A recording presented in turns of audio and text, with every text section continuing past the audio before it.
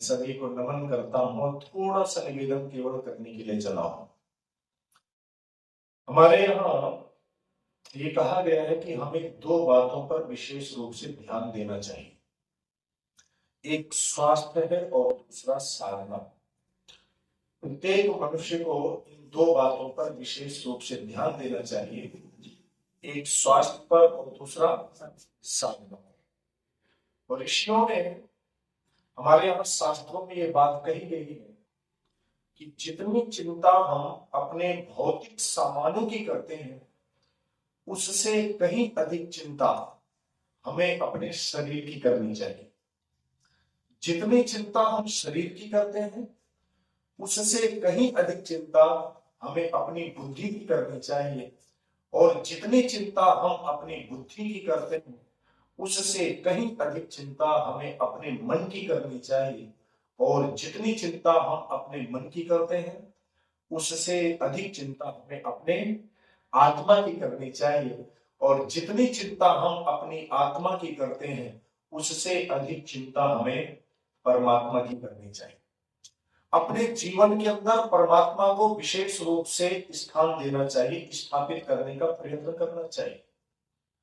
किसी व्यक्ति के पास भौतिक संपत्ति बहुत है, दुनिया के सारे ऐश्वर्य हो, लेकिन यदि उसका स्वास्थ्य अच्छा नहीं है, वो स्वस्थ नहीं, तो दुनिया के उन सारे ऐश्वर्यों की कोई कीमत नहीं है। किसी का स्वास्थ्य अच्छा हो, दुनिया के सारे ऐश्वर्य भी उसके पास हो, लेकिन बुद्धि का, दिमाग का एक स्क्रू खराब हो जाए, तो ना तो शरीर की कोई कीमत है और ना उन ऐश्वर्यों की कोई कीमत है। इसलिए बुद्धि को तीव्र करने का, बुद्धि को अच्छा बनाने का प्रयत्न करना चाहिए। बुद्धि भी बहुत अच्छी है, दुनिया के सारे ऐश्वर्य भी हमारे पास हो और हमारा स्वास्थ्य भी अच्छा हो, लेकिन यदि मन बड़ा खराब हो, मन दूषण हो, मन में बुरे विचार पनप रहे हो, मन में बुरी वासनाएं पनप रही हो, तो ये सारी की सारी चीजें बेकार हो जाती हैं। इसलिए मन को भी अच्छा बनाने का प्रयास करना चाहिए, मन को सुमन बनाने का प्रयास करना चाहिए। मन भी अच्छा है, बुद्धि भी हमारी अच्छी है, पवित्र है, हमारा स्वास्थ्य भी अच्छा है, हमारे पास दुनिया के सारे ऐश्वर्य है, लेकिन शरीर को छोड़ करके आत्मा चली जाए, तो इन सभी चीजों की कोई कीमत नहीं है। इसलिए शास्त्रों में कहा गया, आत्मा की बहुत चिंता करना, आत्मा की विशेष रूप से चिंता करना। और शरीर में आत्मा हो तो परमात्मा का विशेष रूप से ध्यान रखना, परमात्मा का चिंतन करना। महर्षि स्वामी दयानंद जी महाराज एक बात कहते हैं, वेद भाष्य करते हुए कहते हैं, यदि किसी मनुष्य को शरीर का सुख चाहिए तो शरीर का पुरुषार्थ करना चाहिए। यदि किसी मनुष्य को बुद्धि का सुख चाहिए तो उसको बुद्धि का पुरुषार्थ करना चाहिए। यदि किसी मनुष्य को मन का सुख चाहिए तो उसको मन का पुरुषार्थ करना चाहिए। और यदि किसी को आत्मा का सुख चाहिए तो उसको आत्मा का पुरुषार्थ करना चाहिए।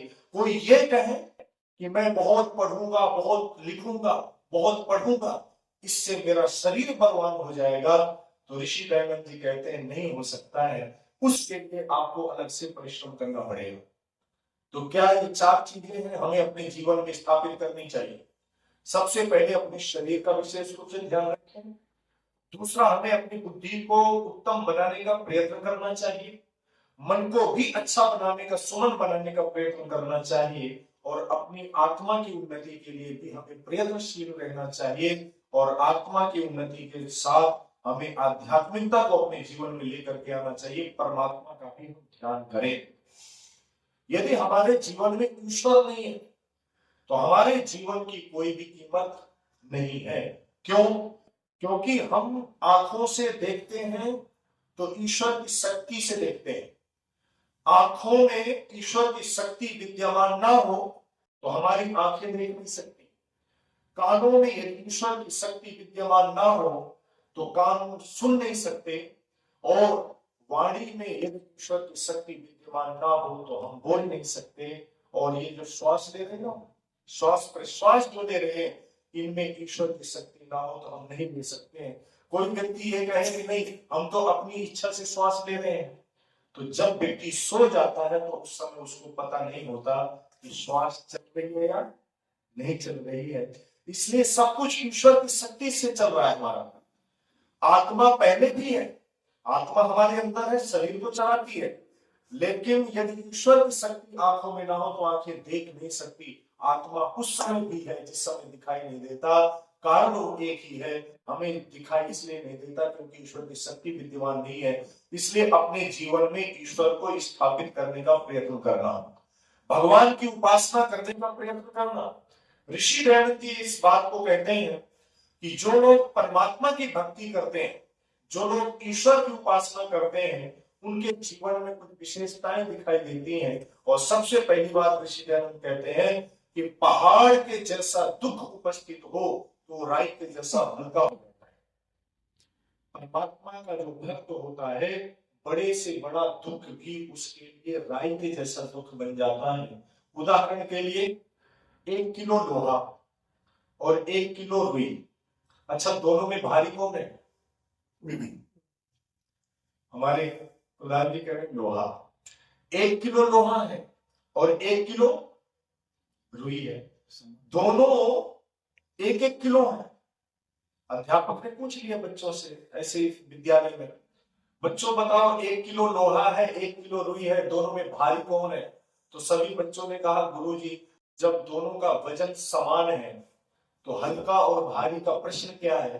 तो एक विद्यार्थी खड़ा हो गया और वो कहता है गुरुजी मानो चाहे ना मानो लोहा भारी होगा। तो गुरुजी ने कहा बच्चे बेटे ऐसे क्यों कह रहे हो कि लोहा भारी होगा? तो गुरु जी कहते हैं बेटे समझाओ।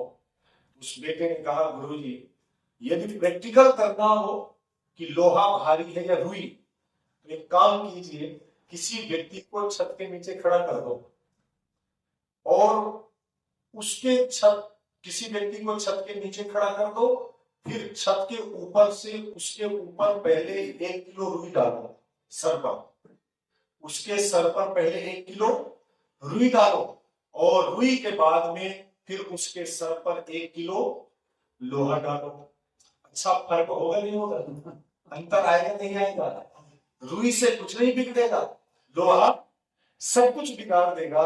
ऋषि कहना चाहते हैं कि जो लोहे के जैसा दुख है जिसको हम सहन नहीं कर सकते, वो रुई के जैसा हल्का हो जाता है, अर्थात उसको हम सहन कर सकते हैं। वजन कम नहीं होगा, वजन उतना है दुख का, क्योंकि कर्म के आधार पर हमें दुख मिले तो वजन उतना होगा, समान है वजन। लेकिन हम यदि परमात्मा से अपने आप को जोड़ लेते हैं तो वह दुख रुई के जैसा हल्का हो जाता है, जिसको हम आराम से सहन कर लेते हैं। इसलिए हमें परमात्मा की भक्ति करनी चाहिए, परमात्मा की उपासना करनी चाहिए। कबीर जी ने बड़ा प्यारा एक दोहा लिखा, कबीर जी ने एक दोहा लिखा, चलती चाकी देखकर दिया कबीरा रोए। चाकी आप जानते हैं जिससे आटा पीसते हैं, चक्की जो चलती है हाथ वाली, तो उस चाकी को ध्यान से कबीर जी ने देखा और देख करके एक दोहा लिखा, चलती चक्की देखकर दिया कबीरा रोए और 2 पाटन के बीच में साबुत बचा ना रोए। चक्की में 2 पाटे होते हैं, एक नीचे एक ऊपर, और जो भी दाना उन 2 पाटों के बीच में आता है वो पिस जाता है। कबीर ने देखा और इसी बात को देख करके रो रहे थे। कहते हैं कबीर का एक छोटा सा बालक था जिसका नाम था कमाल।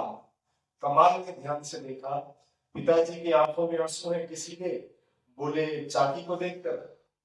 तो कमाल ने भी ध्यान से देखा चाकी को, और चाकी को ध्यान से देख कर एक दोहा लिखा, चलती चाकी देखकर रहा कमाल ठठाए। चलती चाकी देखकर रहा कमाल ठठाए, और जो कीली के पास में वह न पीसा जाए। कमाल ने लिखा कि चाकी चल रही है, 2 पाटे हैं, जो भी दाना 2 पाटों के बीच में आ गया वो तो पिस गया, लेकिन उसी चाकी के बीच में एक कील होती है, और जो दाना उस कील के पास आकर के लग जाता है वो पिसने से बच जाता है। ऐसे ही संदेश दिया कि दिन और रात रूपी संसार की ये दो पाटे हैं जिनसे व्यक्ति निरंतर पिछड़ा हुआ चला जा रहा है।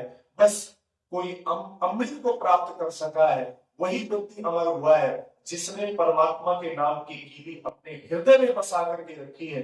जो परमात्मा के नाम की कीली से जुड़ गया है उसका जीवन में कुछ नहीं बिगड़ता है। इसलिए हमें अपने जीवन में परमात्मा के नाम की कीली को बसा करके रखना चाहिए, उससे जुड़ने का प्रयत्न करना चाहिए। आप सभी बस में सफर करते हैं, बस में जब हम सफर करते हैं तो पीछे वाली सीट आपको मिल जाए, पीछे वाली, और रास्ता हो खराब तो क्या स्थिति बनती है? बड़े झटके लगते हैं। हमने देखा है पीछे वाली सीट मिल जाए और ड्राइवर हो महाराष्ट्र का, ड्राइवर हो महाराष्ट्र का और रोड भी महाराष्ट्र के हो तो बड़े झटके लगते हैं। और हमने देखा है, हमने सफर किया है, हम एक स्थान सोलापुर से उमरगा के लिए आए थे पिछली बार, तो हमने देखा एक 70-75 वर्ष की उम्र के बैठे हुए थे हमारे साथ में, पीछे वाली सीट मिल गई, आगे की तो मिल गई। तो जैसे ही ब्रेकर आता था तो उछल जाते थे व्यक्ति, और कई तो ऐसे उछलते थे बहुत ऊपर तक सर लग जाता था। तो जैसे ही बैठे होते थे देखते थे सब लोग कि आगे ब्रेकर आ रहा तो सब खड़े हो जाते हैं सीट से अपने, तो बड़े झटके लगते हैं। बस में यदि पीछे वाली सीट मिल जाए तो बड़े झटके लगते हैं, लेकिन जैसे ही आप धीरे धीरे पीछे से आगे बढ़ने का प्रयत्न करते हैं तो झटके लगना कम हो जाते हैं, और आगे बढ़ेंगे तो झटके लगना कम हो जाते हैं। ड्राइवर के पास पहुंच जाएंगे तो झटके लगना कम हो जाते हैं। ऐसे ही ये संसार एक बस है, इस बस का ड्राइवर कौन है? बोलो, ईश्वर है। संसार रूपी बस का ड्राइवर ईश्वर है जो निरंतर इस संसार रूपी बस का संचालन कर, संसार रूपी बस में हम यात्रा कर रहे हैं, इसका ड्राइवर ईश्वर है। और जितना हम ड्राइवर से दूर रहेंगे उतने दुख रूपी झटके हमारे जीवन में लगेंगे, और जितना हम ड्राइवर के पास आते चले जाएंगे तो उतने ही दुख रूपी झटके हमारे जीवन से कम हो जाएंगे। इसलिए हमें ड्राइवर के पास पहुंचने का प्रयत्न करना चाहिए। संसार का ड्राइवर परमात्मा है, उसके पास पहुंचने का प्रयत्न करना चाहिए। और जब हम उसके पास पहुंचते तो इतना आनंद आता है जिसकी कोई सीमा नहीं होती है, उसको वाणी बखान नहीं कर सकती है। क्यों? क्योंकि वो आनंद एक अलग ही उसका सुख होता है। मैंने आपसे निवेदन किया कि हमें अपने जीवन में परमात्मा को विशेष रूप से स्थान देना चाहिए। ट्रेन में आप सफर करते हैं, ट्रेन में किसी के पास टिकट ना हो और सामने टिकट दिखाई पड़ जाए, अच्छा क्या स्थिति बनती है? हमने देखा है एक व्यक्ति के पास सामान बहुत था लेकिन टिकट नहीं थी उसके पास। टीटी आया, बोला सामान किसका है? उसने कहा मेरा है। टिकट? उसने कहा टिकट तो नहीं है। तो टीटी ने उससे कहा कि सामान बाहर निकालो, सामान नीचे उतारो और तुम भी नीचे उतरो, बाद में बात करेंगे। टीटी ने उसका सामान भी उतार दिया और उसे भी नीचे उतार दिया। क्यों? इसलिए क्योंकि उसके पास टिकट नहीं थी। और एक व्यक्ति को देखा उसके पास कोई सामान नहीं है लेकिन एक चीज है, और वो क्या है? टिकट है। अपनी सीट पर बैठा हुआ है और जहां तक उसे पहुंचना है वहां पर वो पहुंच रहा है।